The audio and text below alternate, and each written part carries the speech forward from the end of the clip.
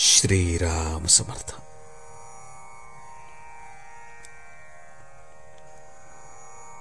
मन स्वाधीन होण्यासाठी मनापासून नाम घ्या.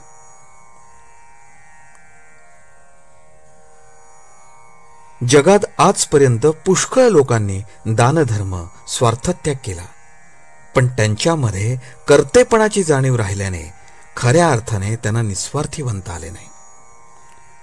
खरे म्हणजे आमचे मन आमच्या ताब्यात आल्याशिवाय आम्हाला निस्वार्थी बनता येणार नाही. मन कोणत्या साधनाने आम्हाला आवरता येईल? योग, याग इत्यादी साधने त्यासाठीच सांगितलेत. पण ही साधने या काळात आम्हाला करता येण्यासारखी आहेत का? या साधनांसाठी लागणारी काळाची अनुकूलता आपण राहतो त्या परिस्थितीत आपल्याजवळ खास नाही. मन ताब्यात यायला